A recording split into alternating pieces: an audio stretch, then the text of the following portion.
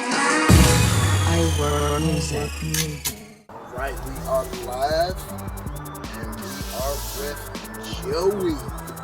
What's going on, everyone? Joey here with the Strain of the Week. My name's Joey.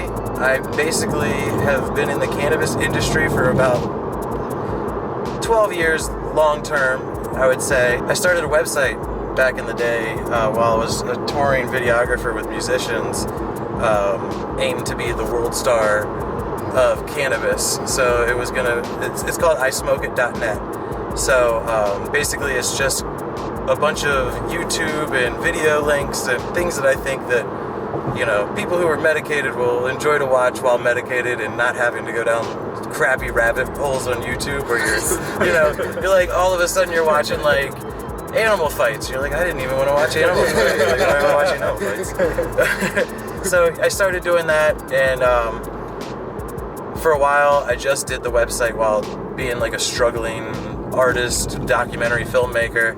And I discovered the DC pop-up scene, and basically I leveraged having the website, the following that I had built up on the social medias, into hosting events and becoming like a promoter, essentially. I got a phone call from Dr. Karamani, and he basically was interested in talking to me about what I knew about cannabis, and opened up doors to the legal world of the dispensaries. And here I am I started as a bud tender, but now I do the marketing and like brand recognition and brand ambassading for Haven, the dispensary in Brandywine.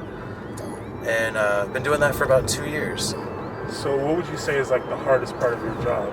Being somebody who medicates, obviously, it's kind of, every so often time gets out of my hands, and you end up, putting a project off, and then here it is, right down to the goal line, and you're like, oh, hold on, I gotta do something real quick, and you're up till like 4 or 5 in the morning. But obviously, like, it's not something that I could hate, because I could be out building shovels in a factory, or digging holes to build drainage ditches in the rain or something. I get to work with cannabis and meet cool, interesting people like you guys. Like, never, if I was still a touring musician, would be sitting in this car doing that.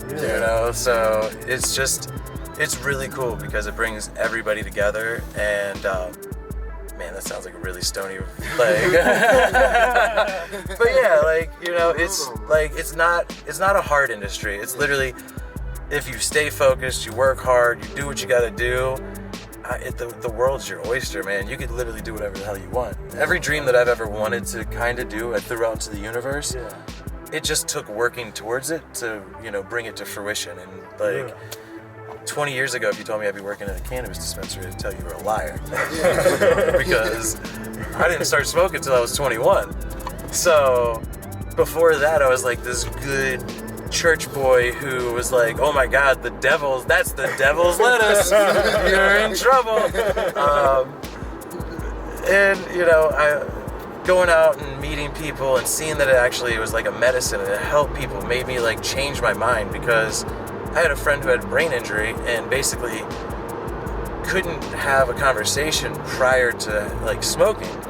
But after he smoked, he kind of went back to the normal guy that he, like, I don't want to say normal guy because he's still, he went back to being who he was prior to his accident. So that's probably the best way to say it. That's awesome. And it was cool because, like, we would be able to, like, work on things with his, math and, like, hanging out, just, like, conversational skills with people, He went from being working in the government as like a contractor to being basically like a vegetable who couldn't watch television for more than a half hour without having a seizure, so it was just mind-blowing. And after seeing that, it was like, wow, like, all right, maybe I'm just being an idiot or a dick, So yeah, like after I was 21, then I got really deep into the game, and like I was traveling around, so I got to experience some of the really good stuff out in California back in the day, And while people out here were still smoking like KB and like some mids, like I had hydro, and that whole revolution, and like wax. Like it's cool to see like the whole concentrate revolution come to like fruition, you know? Yeah. That's the second time I said fruition, if you keep account. So with you experiencing the West Coast and their market versus what you're seeing here now, do you think that the market here is starting to become somewhat on that par, getting close to that? I would say like we're like for medical wise, yes. I think like, you know, California obviously has like bigger programs because they're programs because they've got, I believe, 20 years of like ahead of us. They literally since the 90s. So like with that, they've been able to, you know, sort out some of the stuff. Like obviously, like I would love to have homegrown or cultivation of my own, but I know that I don't have a green thumb. I will never produce something that, you know, a Culta, a Evermore, a G Leaf, a Verano, you know, a Curio. None of these brands, because like they have people who like that's their passion, and like if there's one thing about passion, it's like it brings out the best. Like somebody who loves what they do doesn't go into work thinking like, damn, this is work, and it's gonna suck. Kind of like full circle back to like what sucks. Like I don't. There are days where I'm like, fuck, I hate this, but at the end of the day, I'm still getting to smoke weed, and like it's. I'm not gonna complain because. I get to feel good afterwards. I don't know where I'm sorry, did I answer that? I feel like I may have lost that question. No, Okay. that was great. It's great because I'm in where I'm at in my life. Like I've been cooking for 17 years. I've been a chef for 10 of those years. Okay. So it feels like work. Okay, I'm just like, what the fuck is this sometimes? And I lost a lot of quality time, like spending with my family and my son and things like that. Right. And with cannabis and me getting into this culture, I find I have like a knack for knowing what to look for with cannabis and seeing like, you know, the numbers and the feelings, the effects, and it's just easy. Yeah. And I love doing it. I love talking about cannabis. I love being obviously medicated. Who can't? And so like I feel like my passion is shifting from being a chef to being more in the culture, the community of cannabis. So it doesn't feel like work. Yeah, dude. know? Like, and that's awesome. And like, by the way, shout out to your YouTube channel. That shit's awesome. you know. And obviously, like with like when me and you first talked, the first thing I told you was, dude, keep doing it. Like because you're gonna have haters, like, you know, every asshole on Reddit's gonna have something to say because they could have done it better, but they didn't. So fucking do it if you're gonna do it. Less talk, more work, bitch. Like, you know, I'm just. It doesn't matter because at the end of the day, they're keyboard warriors, and when you get into the industry, like, I can't tell you how many people came out of the fucking woodwork. And hey, Joey, I heard you work at the dispensary. Like, how did you do that? Like, how do I get in there? And it's like, this is the same person who told me quitting Discovery Channel and, you know, following my dreams was a dumb idea. Like, now go fuck yourself. I forgot to ask, are we allowed to cuss on this? Now, being in the industry, how have you seen the strain quality change?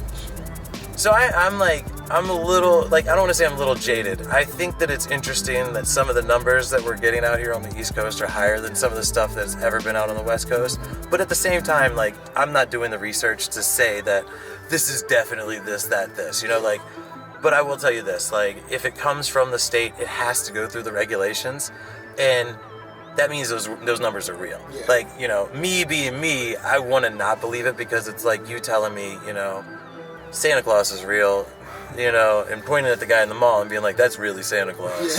And I'm like, nah, man, that's not Santa Claus. But these numbers are tested, they come with paperwork, you know, so like, they gotta be real. And, you know, what was it, Cushman's I think I had just recently, was like 38 or 39%. You know, crazy. Stupid numbers, but it was that good. You know, so it's like, I didn't need to smoke a full blunt of the whole Cushman's because I was fried off of a couple hits. You know, so like it has to be legit. So like I think that Maryland in the aspect of the whole cannabis world, I think Maryland is literally we could be the number one in the future based off of like what is happening right now in the industry. And it could be just, I don't think it could be the soil, it could be just like the water, you know, there's so many little things that it could be. And I mean, it just could be a good ass grower, you know? Yeah. What celebrity would you get stoned with and why? I've got better. How about I can tell you what celebrities I've been stoned with?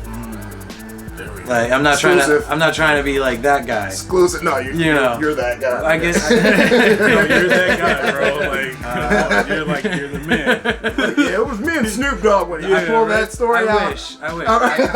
No Snoop yet. Like, but I did smoke a shit ton of weed at a Snoop event. Nice. So like we did share green rooms with Snoop. Nice. But so the Nucci opened for Snoop, but it wasn't Snoop the rapper. It was Snoop. DJ Snoop Dogg or whatever, you know. It was the man himself. He was DJing.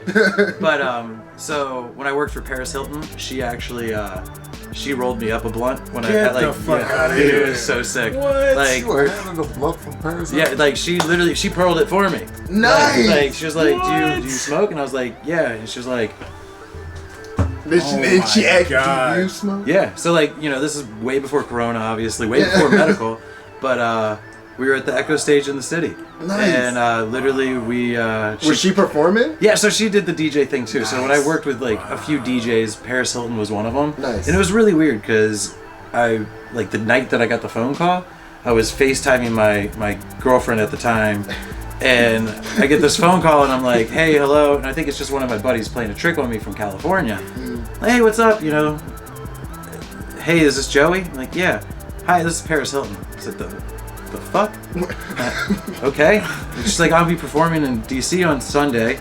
Would you be able to come out? Like, I'm looking to hire a videographer and they suggested you. Nice. I was like, well, yeah, definitely. And then, you know, we figured out a good payment and rate, and I showed up like an hour early and was there sitting around in the green room. She showed up and it was just me, her photographer, and then her producer, Corte Ellis, who's a good friend of mine now. And we all just chopped it up in the green room until she performed. And then afterwards, we went back to the green room and continued partying. Dope. And that's where I got to get my eyes right. So That's dope. That's dope. yeah. And then like, you know, like Ice-T's son, Lil Ice. Nice. Like Lil Ice was part of the Blunt crew on the Mayhem tour. Nice. I'm trying to think like who else like super famous.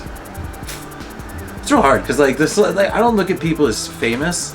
It's real hard to put fame on somebody's like on a person because we're all like, what you do is cool. What Will does is cool. You know, like I like watching your guys' stuff because it's what I'm into. So like to somebody, I'm famous, but like I'm just fucking Joey. Right. I just smoke weed and have fun. You know, live my life. Right. And, you know. And if people like to watch it, then it. Yeah, and I'm totally cool with sharing it, you know, and it's just a matter of, I don't know, man, like, celebrityism is weird, because, like, I was in Rob Dyrdek's movie back in the day, like, as an extra, but I didn't smoke weed with any of those guys. I wish I would have. Ryan Dunn was in the movie. I'm sure he was a fucking superstar. Nice. Yeah.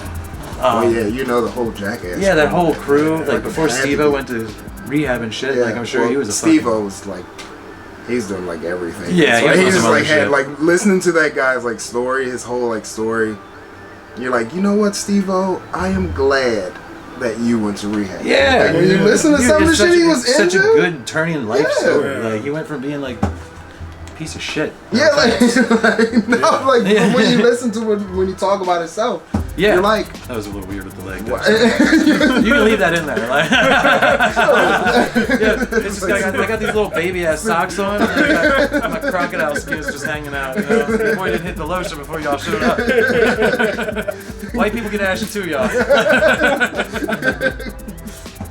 But like, yeah, like listening to Steve-O's story, like, and seeing him like go through rehab. He said he'd gone to rehab like maybe a couple of times. Yeah. Like listening to that dude's story and see where he is now, you're like, I'm glad you made Yeah. that decision, dude. Like, cause you're a pretty funny dude. Like, used to love watching him. Still, like, I'll go back and watch it still. It's still fucking hilarious. Like, It is. but celebrity-wise, like, if if there was one person I would like to smoke with, it'd probably be like Morgan Freeman or Denzel Washington, some like prestigious actor, you know, someone I could like pick their fucking, like Jerry Seinfeld, you know, like a comedian. I wonder if Wale Joey smoked with Diaz, him. you know, like Joey Diaz. Like, Joey Diaz smokes a ton. A lot, yeah. So I could probably make that watching, happen. Yeah, so watching like, him on Joe Rogan, it's like fucking smokes, and he has his own podcast. Yeah, Yeah. and like, so this is like back to like the whole bringing things to life. Like, so right now, one day I will smoke with Joey Diaz. Yeah. You know what I'm saying? Yeah, so like yeah. me saying that, I will bring that to fruition. Yeah, because it's You now know? it's in It's the in ether. the universe. Yeah. Like, Now all you have to do is just catch up with where that is. and it's funny story is I've met him Heard it before. here first. I may have his email, so I just have to Nice. reach out to him. Shit. Like, networking, if there's one thing I could tell a stoner, fucking network. Nice. It doesn't matter that you smoke weed, everybody smokes weed. Yeah. I've Yeah. met millionaires, billionaires, I don't even think there's like any trillionaires that I've met yet, but if there is, I mean, if Elon Musk hits a trillion, he smoked weed publicly. Yeah. He's a stoner. He's not, he doesn't smoke it every day, but he's done it. Smoke, yeah. Yeah. So, never. I don't know. Don't say no. Like Yeah. no. Don't take no for an answer, or you know, just follow your dreams and get the goals that you want to hit. And here's my stoner rant about That's how it happens, guys. So, yeah, man, it would have to be something prestigious. So, for the people that are trying to break into the the medical industry, Yeah. to be a bud tender or whatever it is that they want to get into, what's some advice that you would give someone that wants to break into the industry? So the main thing I did beforehand, like actually getting into the legal world, which I thought would never happen. It just got kind of fell into my lap, which was great. Educate yourself, like literally, just watch as many like educational things, documentaries, like things that actually show like the way that this medicine works, because it's a powerful medicine. Yeah. And we're just now unlocking things. Like 20 years ago, concentrates weren't even a thing. Yeah. That you had your hash, you had your keef, you had your edibles. Yep. That was it. You had flour. That was the That's extent your of it. 4 medicines. Now Yeah. you can go get wax, shatter, butter, diamonds, just straight terp sauce. Like Yeah. if you want a specific terp, Yeah. like you get that, And just like put that in something else. Yeah. So like I think, but to get into the industry, like educate yourself. Colleges are offering. I would never tell anybody waste their money on college because I got hustled. Yeah. But it does work for people, So like, don't go to a film school. Go to a real college, and in network, like literally networking. When you go to a dispensary, get your card. Go to a dispensary, talk to your bud tender. Ask them how they got in the door. Yeah. Not everybody gets a phone call from the owner and says, "Hey, you want to work for me?" Where I've had, for instance, one of my coworkers. He lived in Seattle, and he moved back out here to PG County, and he was driving by one day and he was like, "Hey Mo, like, that a dispensary?" I was like, "Yeah, dude. What's up?" Like, I was like, "You got a card?" He's like, No. I was like, "Well, here, I'll show you how you get your card." And he was like, "Oh, sick. Well, I used to bud tend in Washington State," and I was like, "Oh." And at that moment, he was like put on an impromptu interview. Nice. So at any moment, like in this industry being so new, you could potentially just be talking to somebody who could offer you a job in 3 days, 3 weeks, 5 weeks. Nice. You just making that network, and it's really weird how to see it work in every genre, or like I don't know how to I say it's genre, but it's not a genre. Like every industry is I guess the better word for it. It's all the same. Like you have your cool kids, and you have your other guys, and like that. But like nerdy guys, nerdy business guys. And you have like the guys who handle the business side, and it's like those guys talk to those guys, and then like the marketing people talk to marketing people, and the bud tenders, like they're trying to learn what they want to do in the industry. So like, well, hopefully they're trying to learn what they want to do in the industry so that they can grow. Yeah. Because like being a bud tender is sick, being a manager is sicker. Yeah. Being an owner is doper. Yeah. You know what I'm saying? Like being the head chief in charge. Like that's one day I hope to have something to where like besides my website, but like in the little like literally a dispensary. I hope that one day I can say like that's mine. Yeah. Like I'm not just an employee or you know, this is my spot. This is me. I make the call. You know what? Shut the fucking lights off. Studio's closed. Go get me some. Go get me a cupcake. You know? Or no, what was it? It was a sugar cook. What did P Diddy send him to go get? Cheesecake. Yeah, go get me a cheesecake. Go across the bridge. Virginia. So like, you know, it's just one of those things, like, work hard towards your goals. Like, you can make it all happen, and just keep applying. You can get I've gotten thousands and thousands, and this is not even in the cannabis industry. You can send out 1,000 resumes. It only takes one. Yeah.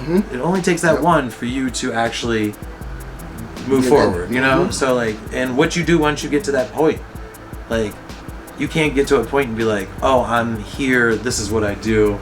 I'm the best. Yeah. Like, I'll never tell anybody that I'm the best cannabis strain video producer or anything like that, because like, I don't feel that way myself. Yeah. So me, I always like to work harder towards the next thing. So that's why I hope that when you watch the videos from, you know, 2019 when we first started or 2018 when we first started putting them out to now, like, you could see the difference in quality and like how comfortable I am in front of the camera now, and you know, the audio. I've got way better audio equipment because I'm investing in myself. Yeah. You know, so by investing in myself, I can now take that and do what you guys are doing, kind of like a podcast, you know? So now I have a microphone and be like, hey, this is my podcast. Yeah. You know? And then I hope that one day I can have you guys on my podcast. Absolutely, man. Absolutely, bro. Of course. Absolutely, man.